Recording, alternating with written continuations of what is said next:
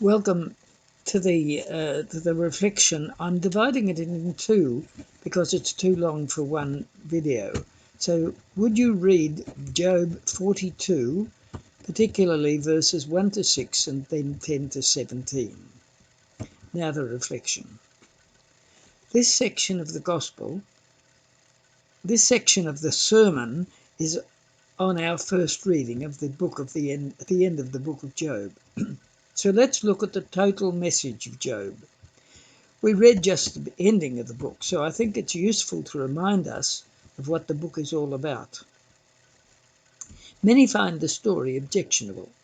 God and Satan have a disagreement about the character of Job, and God sees him as a righteous man, but Satan is cynical.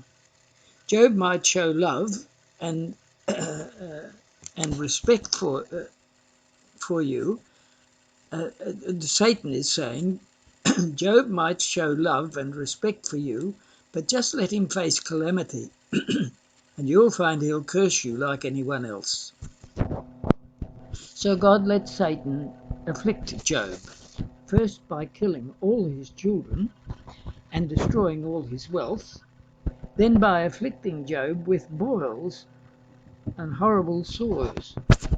But Job refuses to curse God. That a righteous God would inflict on Job all these calamities just to win an argument with Satan is very hard to accept. How could a righteous man allow the killing of Job's children in this unholy context? And although God compensated Job at the end of the story, as we have just read, what compensation is that to all his children who were killed?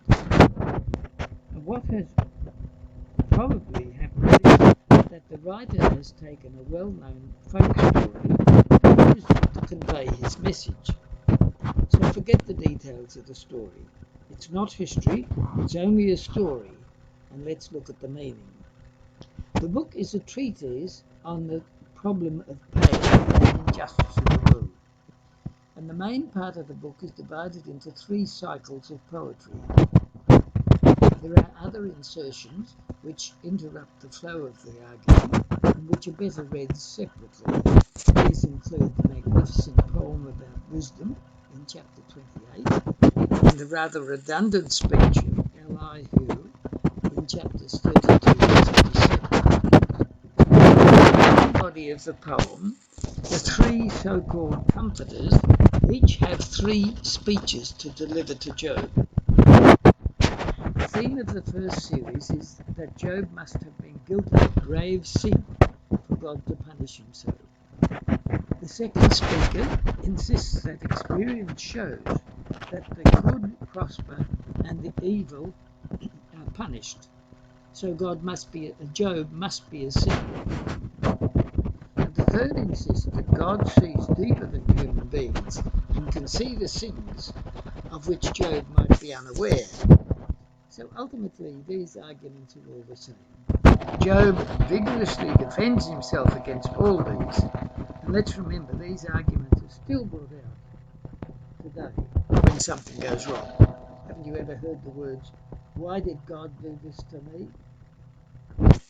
In the second series of speeches, the tone is sharper, and the comforters claim that even if the wicked prosper, the agonies of conscience they suffer are worse than their material downfall. Job dismisses these as empty words.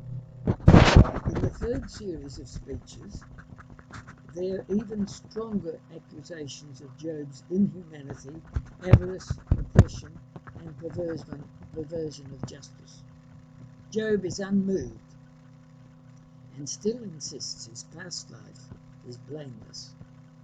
Scholars generally think that chapters 32 to 37 are insertions.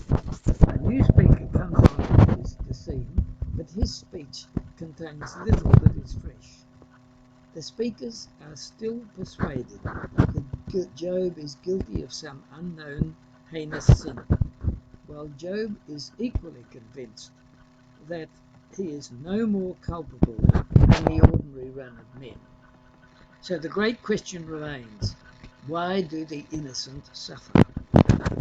Chapters 38 to 42, verse 6, contain the conclusion, and the Lord himself answers. The Lord describes the marvellous intricacy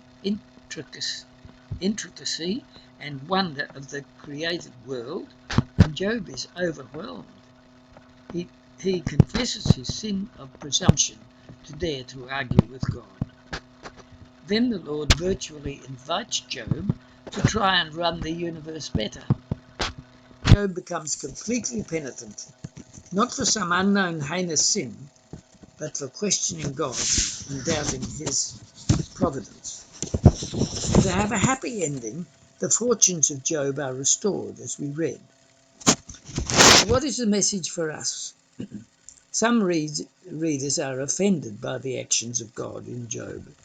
Apart from the dislike of the context, with God sparring with Satan and Job and family becoming victims, in the body of the poem itself, God ends up by browbeating Job into submission, not answering his questions nor his complaints.